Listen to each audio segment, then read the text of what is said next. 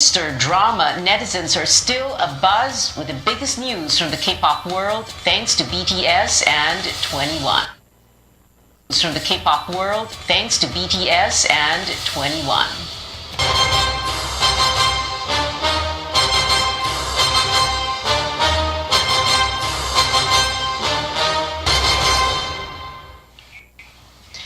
We begin with presidential candidate Isko Moreno admitting he didn't plan to call for presidential candidate Vice President Leni Robredo to withdraw from the race during Sunday's media briefing.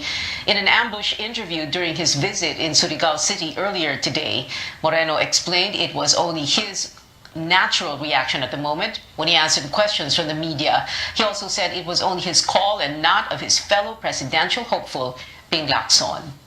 Wala naman po kasi nga, based yun sa mga tanong ninyo, and we try to, your co-workers, not literally, but your co-workers in journalism, and the person in the table is just, replying and accommodating such question.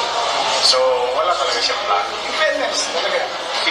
Kasi ang talagang intention doon, yung matahimik, yung mga supporter ng kandidatong yaon na nagpapakalat, nabili na si ganito, nakopera na si ganito, si ganyan.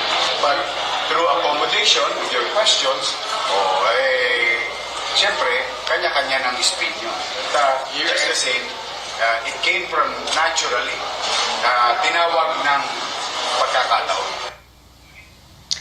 Lacson, meanwhile, insists there was a hidden agenda in Robredo's initiative to unify the candidates.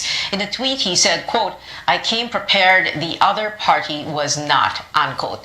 Lacson yesterday recalled the unification efforts made by Robredo before the filing of certificates of candidacy in October last year. Robredo had said she rejected the unification formula versus the Duterte administration proposed by Lacson, as this would demand that candidates eventually withdraw from the race in support of a common bet.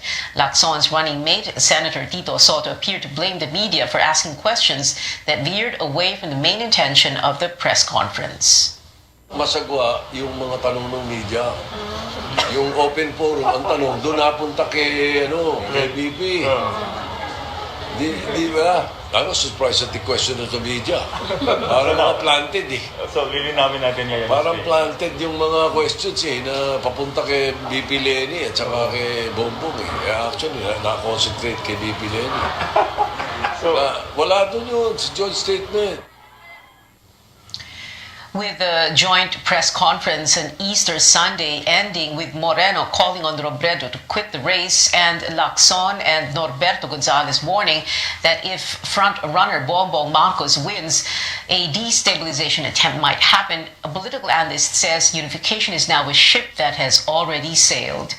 Our George Quilas has that story. I'm calling for Leni to withdraw. Kasi whatever you're doing is not effective against the Marcos. It's the first time in this campaign season for a presidential candidate to publicly call on a rival to back out.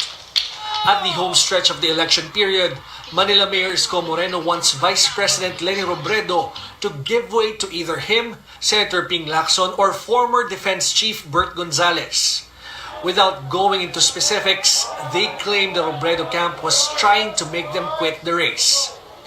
Robredo ranked second in the last Pulse Asia pre-election survey with 24%, while Moreno, Lacson, and Gonzales were far behind. Pwede pasab? Pasab naman. Baka kami maka 3 points. Isa sa amin. Political analyst Julio T. Hanke says the three presidential candidates have missed their opportunity, and attacking Robredo, the only female presidential candidate, may backfire on them. I think it was a last-ditch effort to create a buzz that will energize their respective campaigns. But it turned out to be a buzz. It's a winner-take-all contest, and obviously the finals will be between the first and second placer. At this stage in the game, there's no room for third, fourth, or even fifth placer. Tihanki says if Moreno, Lacson, and Gonzales have misgivings about the vice president, they could have just united for a three-way fight against survey frontrunners Bongbong Marcos and Robredo. He adds floating possible destabilization and coup attempts should Marcos or Robredo win may only erode the integrity of the elections. In an interview on CNN Philippines The Source, Gonzales admits he does not have enough proof of these claims. What we have are reports. Now, I am not in office, so I really have no means of really validating. I'm using my experience to have an analysis of reports I'm getting. I know for a fact there will be cheating in the next elections. That is pure speculation, no? Because even if they win, there will always be that possibility of political instability. Tihanki says a common bet against Marcos is no longer workable, and he believes Robredo's momentum will be steady if her supporters could focus on converting the warm bodies attending her rallies into survey numbers, and eventually into votes. George Cahiles, CNN Philippines. Norberto Gonzales warns against possible cheating by allies of rival Bongbong Marcos. Gonzales plans to appeal to the Commission on Elections to address vote buying practices, as he believes local officials will cheat on the former senator's behalf. The former defense secretary cited an unverified claim that 90% of governors will back Marcos. Will he say on what these people will do during election time with their watches? And when somebody claims that 90% of the governors are with him, does this mean that 90% of the governors will cheat in his behalf? Will he agree? Will he consent? And you will say, I have proof? My God. You ask every governor, intimately, as friends, they will tell you, may pera na kami, nakahanda na kami dyan. Meanwhile, Gonzales insists he will not back out of the race. If asked by his rivals, he reiterated he would not withdraw despite supposed calls from the campaign of Vice President Leni Robredo. I'm being misunderstood. I respect the Vice President very much. In fact, before I planned of running for election, I tried to see her for 3 months. Hinahanap-hanap ko talaga siya. Nagkataon lang na siguro may mga kaibigan siya na ayaw na magkausap kami. Yung sinabi ko doon sa mga lumapit sa akin, please, huwag niyo na akong pansinin. Alam niyo naman na nasa bottom ako eh. So walang effect ako sa gagawin niyo with Vice President. Nakakababa lang ng paningin sa sarili yung para bang hindi mo naiintindihan na nangyayari sa bayan. Hindi mo nangyayari kung nakikita na nangyayari sa politika. Na sasabihan ka ng kapwa mo kandidato, ay mag-withdraw ka na. The campaign of presidential Bet Faisal Mangundato dissociates itself from the Easter Sunday media briefing. Mangundato's political party, the Katipunan ng Kamalayang Kayumanggi, says he was unaware of the event. Katipunan's spokesperson adds candidates should not treat voters like property that they can sell or exchange for their favor. The party spokesperson also claiming Mangundato's name was dragged during the press conference after candidates insisted there are many options in the presidential race, including the Mindanaoan businessman. On the campaign trail, 21 days before the Filipino votes, Bongbong Marcos and running mate Sara Duterte will hold a grand rally in the city of Cebu later this evening. Before that, the tandem will stage a mini rally for persons with disabilities and senior citizens. Ernie Abella was also in Cebu City, where he made rounds of the wet market there. Labor leader Calyodi de Guzman joined a protest against open-pit mining in South Cotabato a day after he met with leaders of the Tiboli tribe. De Guzman vowed to support them in their fight against mining and land displacement. Senator Manny Pacquiao attended a prayer meeting at a Christian church in Marikina.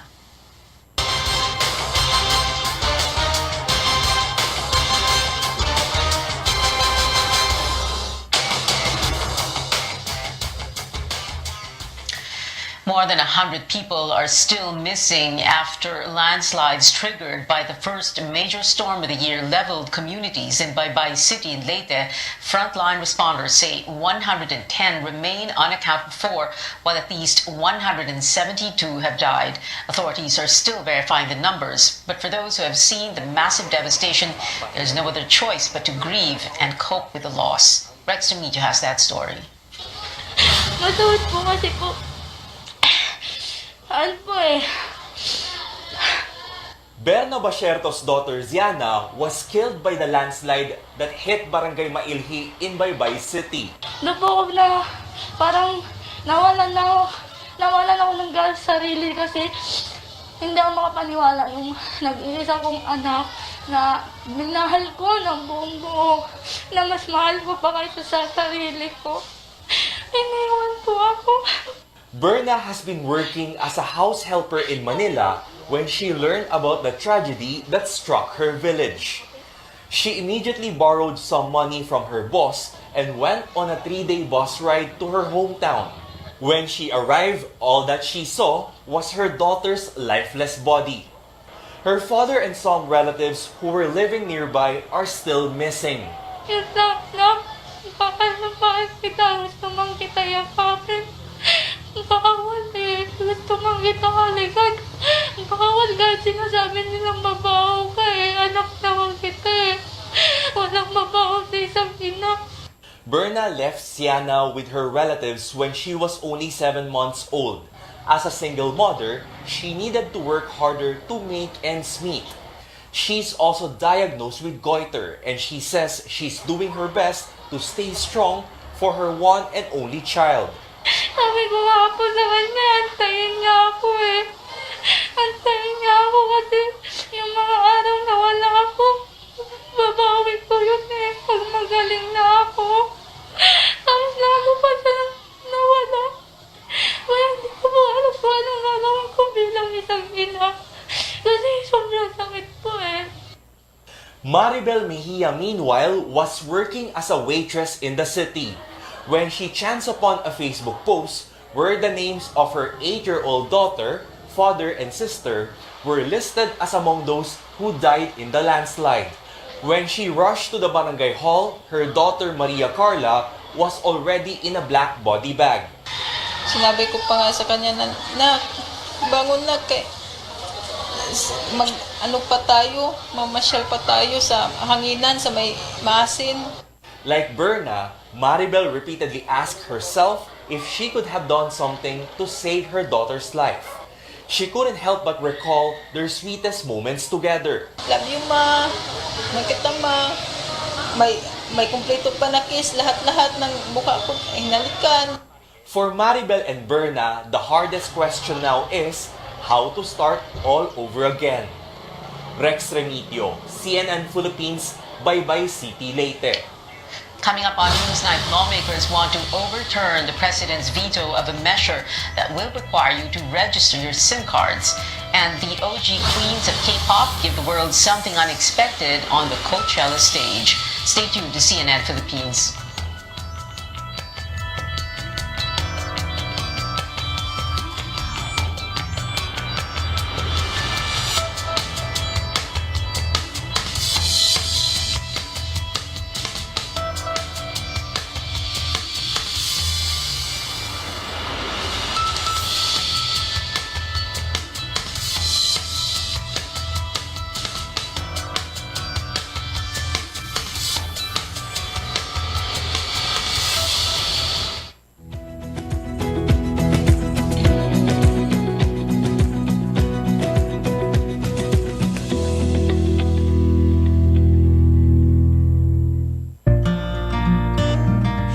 pandemic, serving others is the best. Sa pagtutulungan, patuloy ang ating laban sa buhay.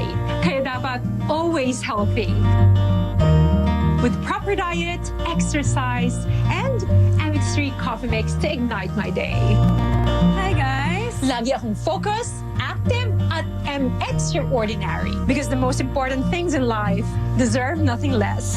MX3 coffee mix, my choice.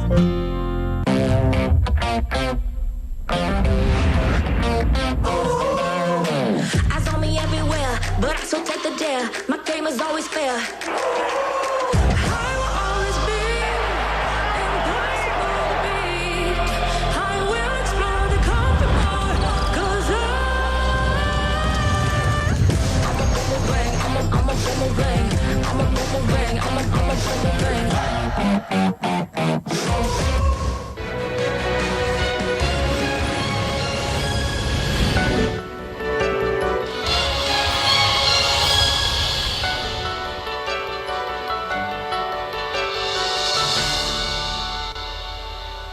Welcome back. The World Health Organization is not keen on backing calls to redefine fully vaccinated just yet.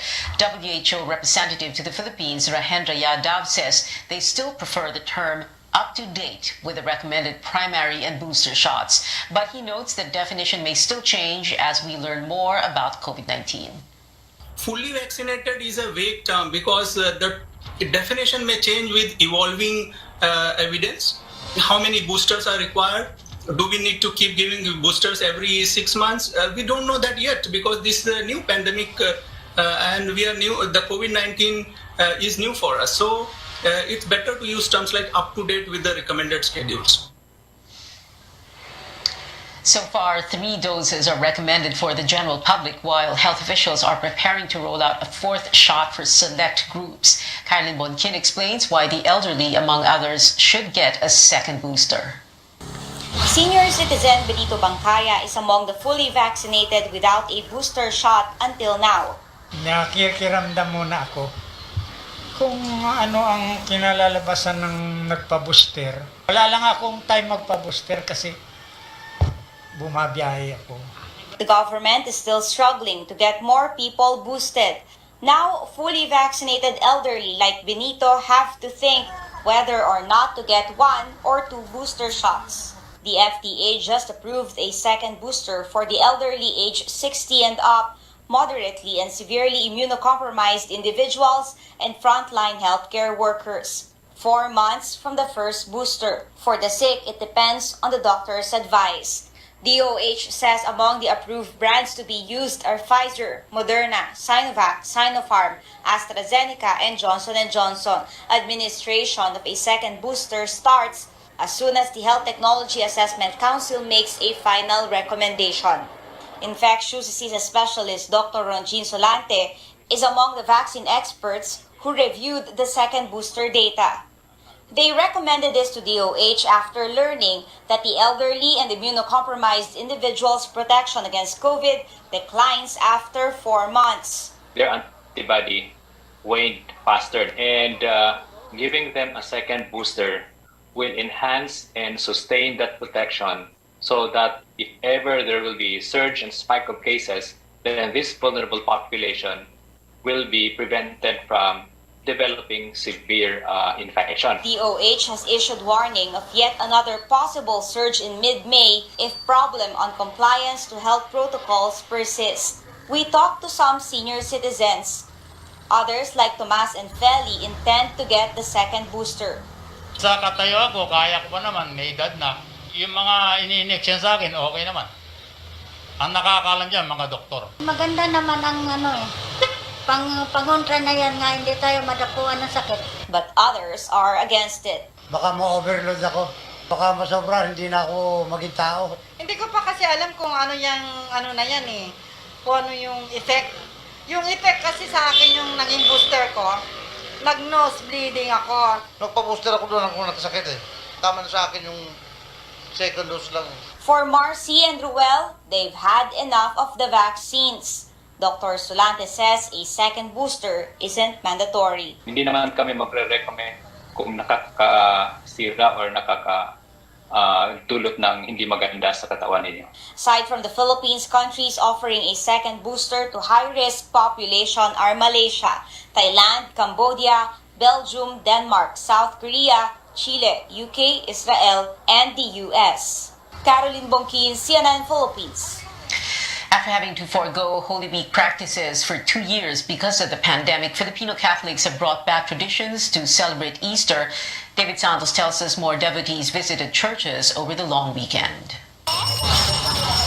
Like the message of Easter, Christian churches and traditions are coming back to life.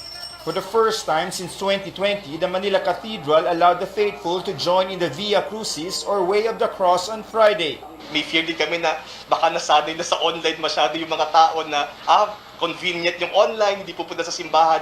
Pero ngayon, talagang nakita natin yung pananampalataya ng mga tao.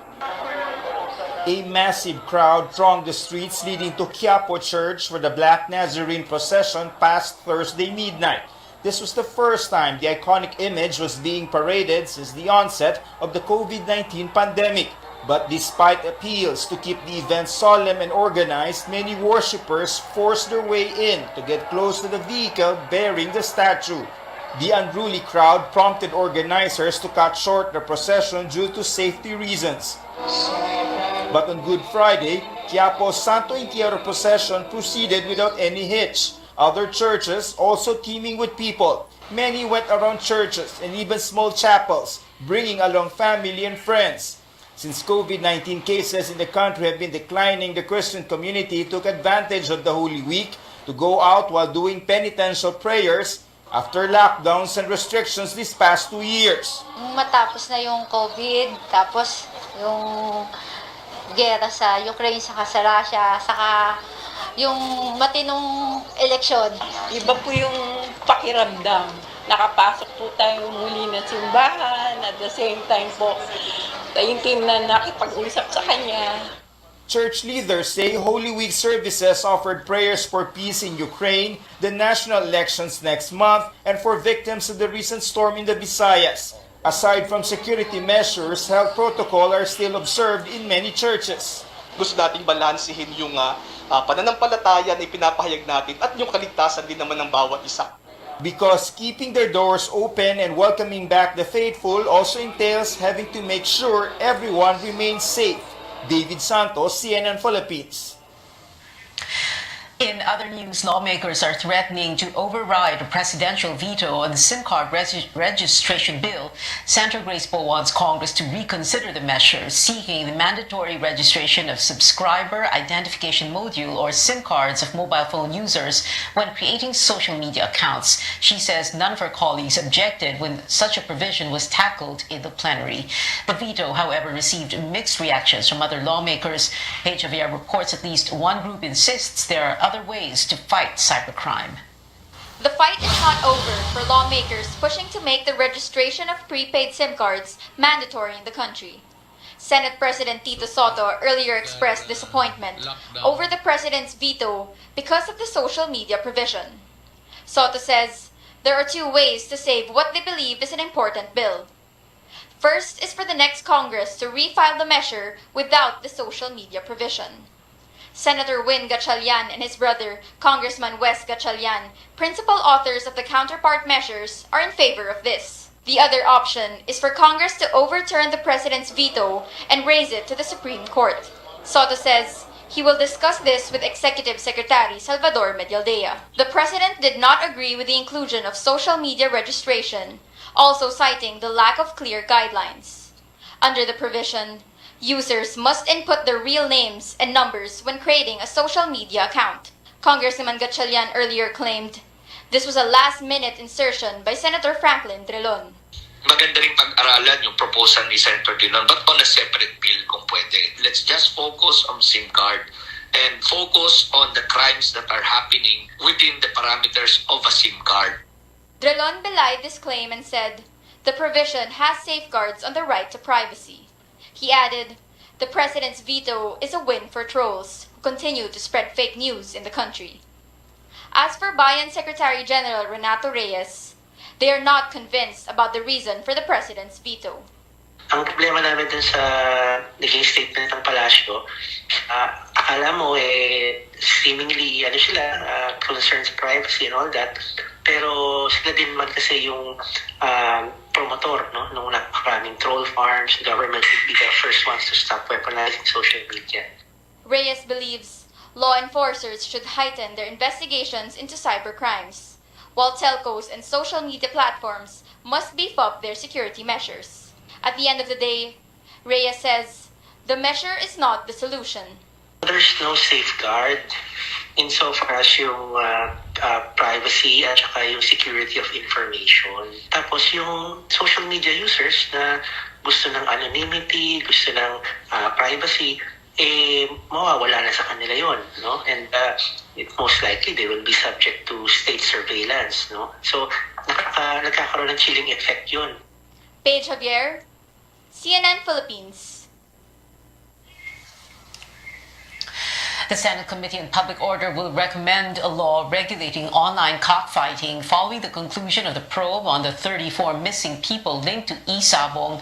The committee says it wants to limit online operations to Sundays and legal holidays. Senator Francis Tolentino cried foul over the continued operations of Isabong even on Good Friday. Committee Chairman Batot de la Rosa says they will also seek immediate charges against the suspects and persons of interest. He wants authorities to further investigate gambling tycoon Atong Ang. Hanggang kay Atong Ang, sigurado ako aabot doon sa kanila. Alam nga naman bibingi-bingihan, magbubulag-bulagan lang yung komite. Very clear naman na kanilang sabungan yun. Sino na makikinabang doon? Di ba? So, aabot yan hanggang doon kay Atong Ang. And maintained he is innocent and that the allegations against him are supposedly part of a conspiracy to bring him down. We'll be back with more stories. An iconic duo in Filipino music is making its concert comeback in June, finally performing in front of a live audience at more than 2 years. Also slated for June is a much-awaited new album from BTS. Details when we come back.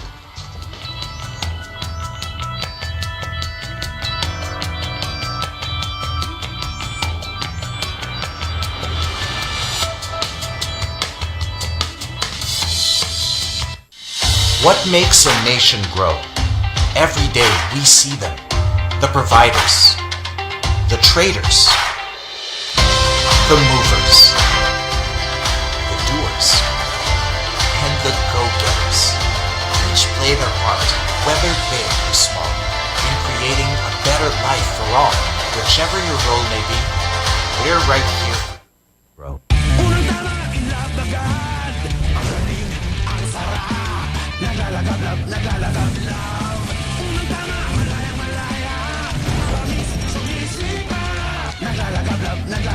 Unang sweldo, unang red horse. Astigito, ang lakas, wasak. Sa ulitin, susulitin ikaw. Ito ang tama. The number one, dito ang tama. Kinto One, Toyota's global leasing service, gives you the freedom to move, to go where you want, the freedom to be productive, freedom to pursue your passion. Kinto One, powered by Toyota, lets you choose how you drive your life, giving you the freedom to enjoy what matters most. The freedom to drive worry-free is yours. Kinto One. Subscribe and drive.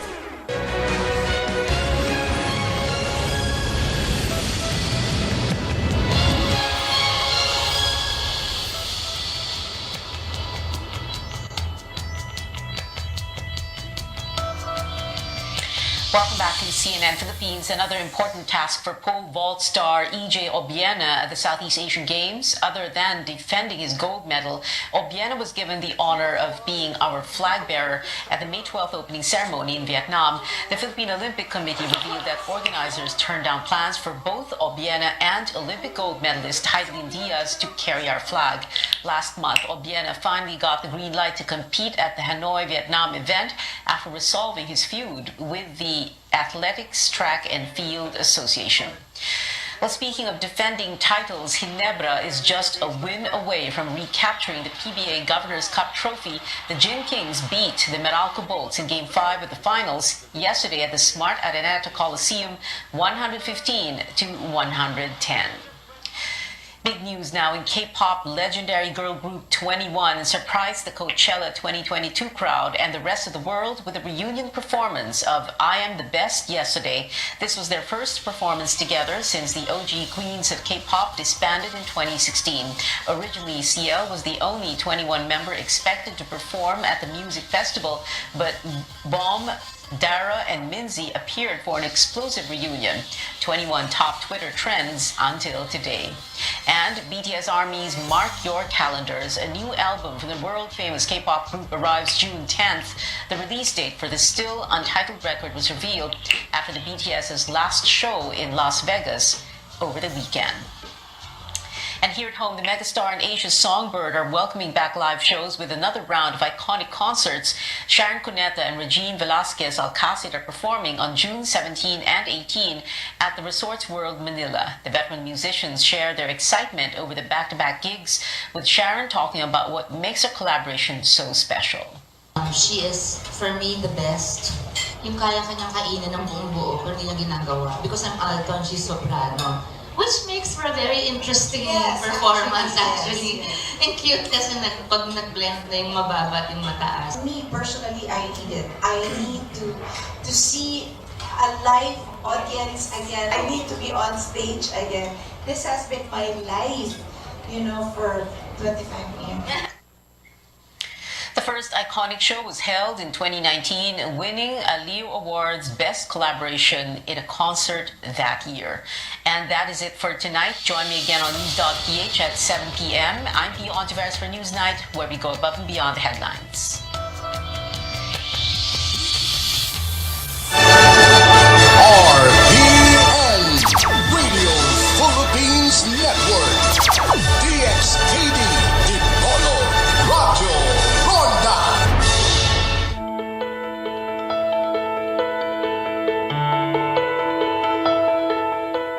Heart disease is a leading cause of death here in the Philippines. In fact, it affects 1 in 6 Filipinos. For the most part, it's a consequence of an unhealthy diet. But it's never too late to adopt healthier habits in order to take good care of our hearts. On the program today, we'll talk about practical and effective ways to live a heart-healthy lifestyle. I'm Dr. Freddy Gomez, and welcome to MedTalk Health Talk on CNN Philippines.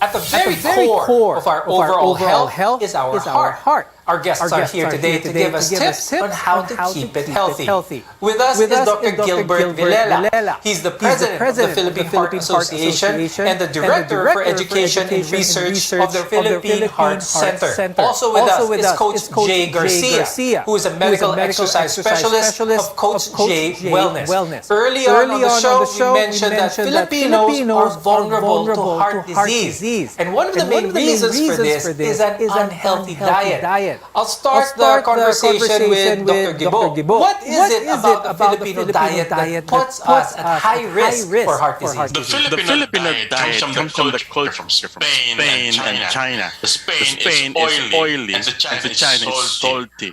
Oil, salt equals cardiovascular disease, equals hypertension, equals diabetes. Kapag masyadong marami na kain ng oil, this will cause an inflammation in your arteries, making it very stiff and hard. That's why the heart will get a hard time pumping blood through it. You explained to us what happens to the heart when we have an unhealthy diet. But I think one of the cultural reasons, like what you said, apart from that, is there's a gap between when a person eats unhealthily and when they feel the symptoms. I think this is also one of the reasons why people who eat unhealthily do so continuously also because they don't really feel any symptoms right away. Is eating unhealthily going to catch up with us eventually if we continue to do this? Yes. Especially if you take an excess of sugar and excess of oil also. Because these things, this foodstuff will stimulate a lot of insulin production from our body. Kasi diba ang insulin ang nag-metabolize ng sugar mo and then overwork ang liver mo and then it will secrete a lot of fats. And this fats will cause fatty liver, and fatty liver is the gateway to diabetes and metabolic syndrome. Now, yung excess oils and sugars will harden your arteries. Remember that yung arteries mo, dito pinapump ng puso mo yung blood para mag-circulate. And tigas yan.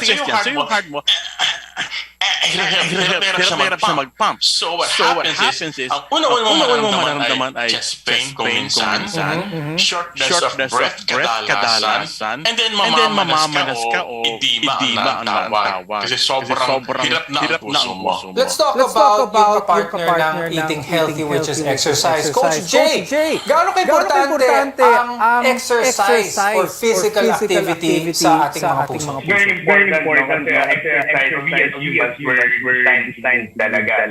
So if we don't move much, the problem with that is yung storage of energy natin need to pass. Eventually lead to cardiovascular death. Coach J, ano yung mga mas common na misunderstandings with regards to exercise is mahal ito, kailangan na member ka sa isang gym. Is this true to be able to get an effective physical workout and to be healthy overall? Not really naman. Exercise during pandemic can be done. There's a lot of exercise that you don't need quality or expensive equipment. So for example, you can use your body weight on the basic patterns such as pulling movements, pushing movements, squat movements, rotation movement. Our goal naman is at least exercise 30 minutes a day of physical activity is a good start. For now, let's talk more about heart disease. And this includes a number of problems that can affect your heart. Here in the country, the most common are ischemic heart disease and hypertension. Dr. Gibo, tell us about these conditions. What happens to the heart of a person with these cardiovascular diseases? Well, pag sinabi meron kang ischemic heart disease, ang pangunahing symptoms dyan ay chest pain. Actually, hindi naman siya pain. It is a discomfort sa gitna ng chest mo. Parang mabigat o masikip ang pagka. Usually triggered ng movement o ng exertion. Usually, ang hypertension naman, hindi naman siya heart disease, pero it is a risk factor for ischemic heart disease. Pag mataas ang blood pressure mo, in a few years, pag hindi mo control yun, you will have ischemic heart disease. Why? Because ang hypertension would stimulate obstruction or pagbabara ng iyong mga ugat. Ang ischemic heart disease sa Tagalog yan, baratong ugat mo sa iyong puso. Yung supply ng dugo sa iyong puso ay nagbabara. Kaya hinihingal ka, namamanas ka, sumasakit ang dibdib mo, napapagod ka. Akala mo matalang, akala mo walang exercise, wala kas condition. But you are really sick with heart disease. With hypertension, it is a risk factor for ischemic heart disease. Ngunit, maraming may hypertension, Dr. Gibo, na walang nararamdaman na simptomas, which prevents them from seeing a doctor. Bakit kaya ganun nga, Dr. Gibo? Ang taas ng high blood, wala naman siyang nararamdaman simptomas. What's your advice for people like those? Kung ikaw ay 1, lalaki, 2, nakisigarilyo, 3, more than 60 or 65 years old, 4, ikaw ay merong diabetes, 5, ikaw ay mataas ang cholesterol, 6, may lahi ka ng high blood sa puso, and 7, ikaw ay obese o napakataba, dapat nagmamonitor ka ng blood pressure every day, twice a day. Anong gagamitin pang monitor ng TV sa bahay mo? Ang advice and guidelines, hindi pwedeng manual kasi mali daw yun eh. Ang mas accurate digital blood pressure monitor na nabibili sa mga drugstores. Kinakabit dito sa upper arm, hindi pwede sa wrist or sa thumb. Dapat sa upper arm. You have to monitor your blood pressure twice a day. Before breakfast and before supper. Ang cut-off mo, dapat hindi ka lalagpas ng 135 over 82. Huwag ka lalagpas doon sa bahay. Pag lumalagpas ka lagi doon, punta ka sa doktor mo. Something is wrong. Now, the two main risk factors for heart attacks are cholesterol as well as mataas na blood pressure. When we return, we'll talk about what to avoid to keep them in check. You're watching Health Talk, your partner in healthcare.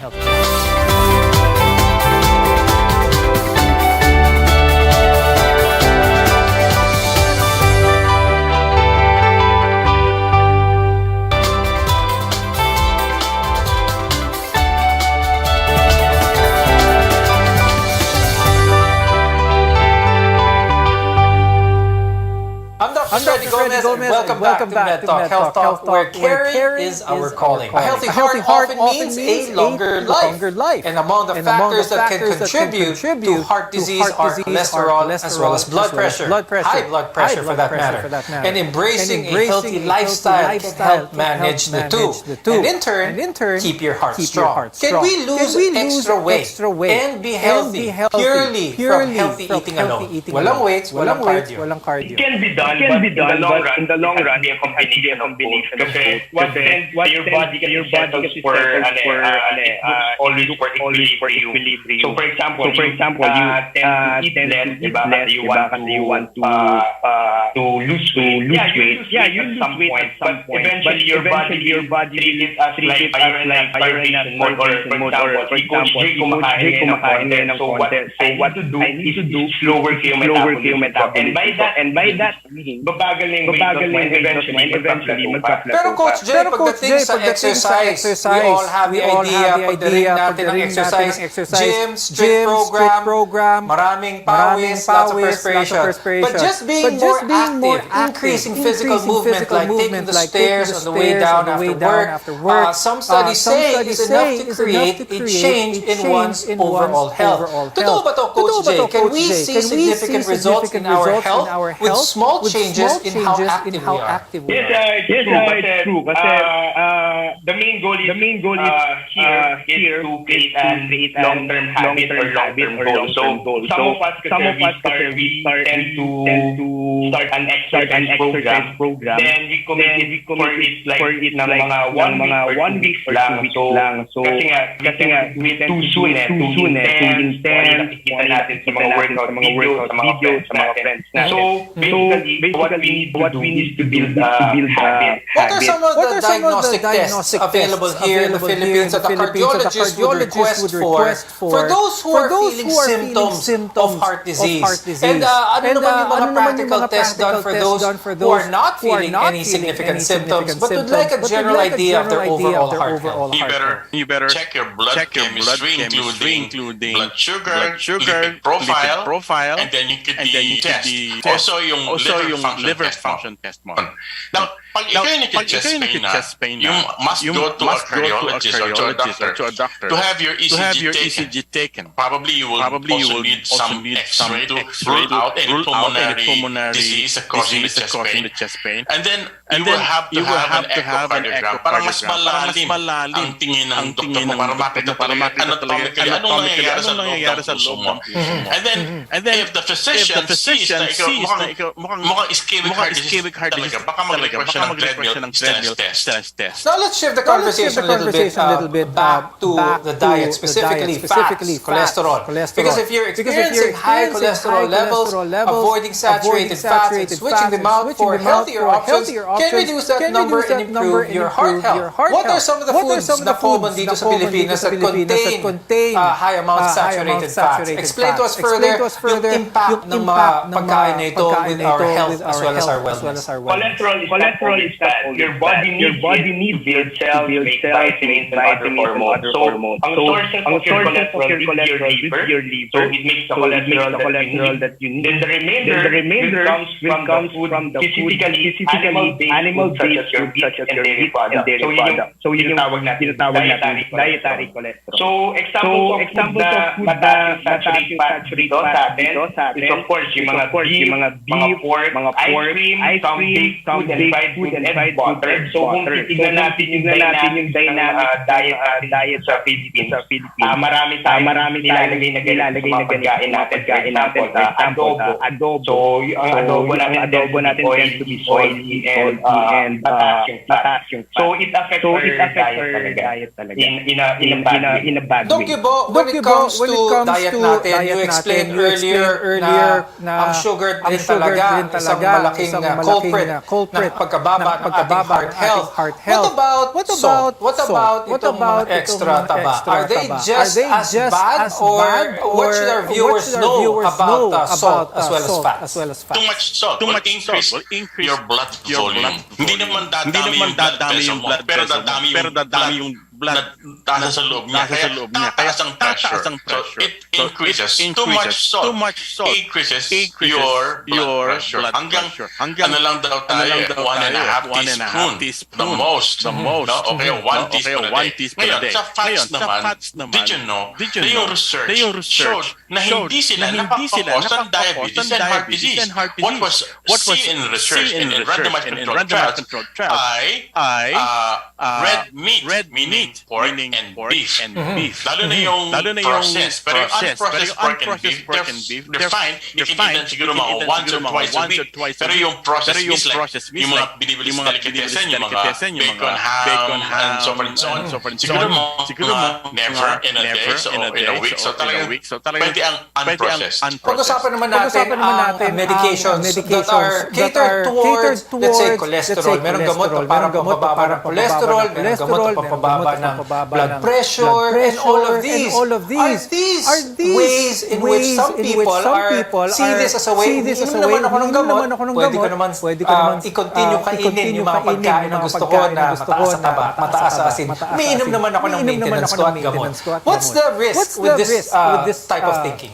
Actually, gusto namin itama ngayon. Umpisa siguro, noong umpisang gumagawa ng gamot ng medicine para sa hypertension, para sa cholesterol, ang purpose nila talaga is to decrease the level of BP and to decrease the level of bad cholesterol. However, ngayon, those medicines are not meant to just decrease the number, but improve your health, to prevent disease. Pag niresita ka ng doktor mo, kahit ang normal ng gamot ng pagpapaba ng cholesterol, blood pressure, kahit ang normal ang BP mo, ang normal na ang bad cholesterol mo, you have to continue because ang ginagamot na niya, hindi yung laboratory mo, hindi yung ugat mong napaparahan. Kaya you have to continue them. Now, eating well doesn't mean having to give up your favorite foods, but your favorite recipes can easily be adapted into a healthier alternative. More on this when we return. Your health is our mission here on Net Talk.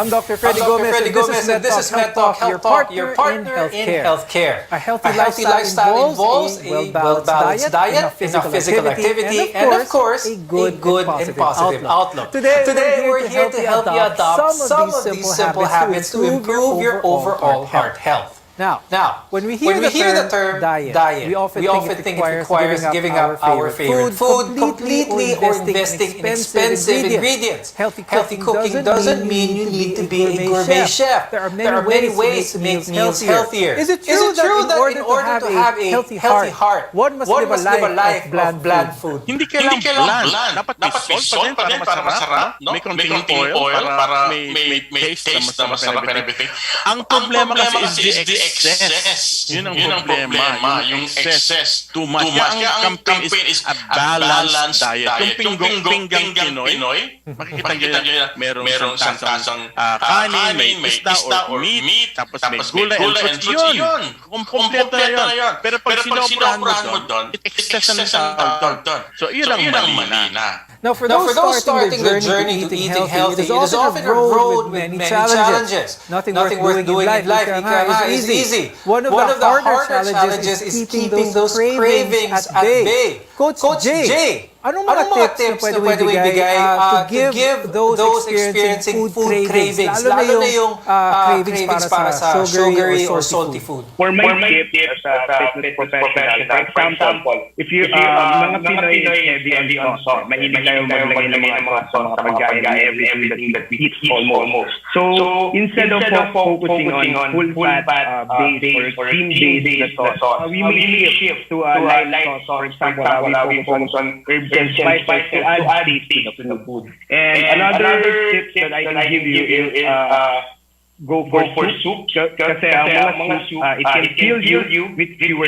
calories. Instead of focusing on cream-based na soup, focus on broth-based So we can mix it up with vegetables such as lentils or beans to add fiber on your diet. Probably the important part of the entire episode, and that is talking about prevention.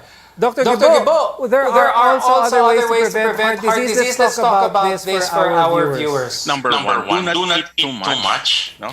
Paano ma-suppress yung appetite mo? By exercising. Did you know na those people who are exercising mas less ang kanilang food intake? And then substitute nyo yung mga white rice and white bread with brown rice or brown bread. No?